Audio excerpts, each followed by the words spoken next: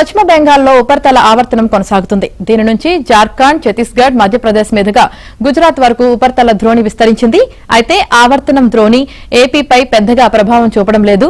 కానీ అరేబియా సముద్రం నుంచి వచ్చే తేమగాలులతో రాయలసీమ, కోస్తాల్లోని కొన్ని చోట్ల వర్షాలు కురుస్తున్నాయి. మరికొన్ని ప్రాంతాల్లో ఎండ తీవ్రత, ఉక్కపోత కొనసాగుతున్నాయి. పై పెద్దగా ప్రభావం చూపడం లేదు.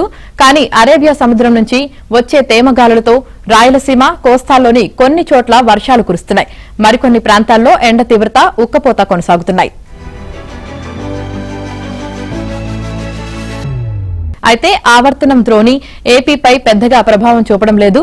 కానీ అరేబియా సముద్రం నుంచి వచ్చే తేమగాలులతో రాయలసీమ, కోస్తాల్లోని కొన్ని చోట్ల వర్షాలు కురుస్తున్నాయి.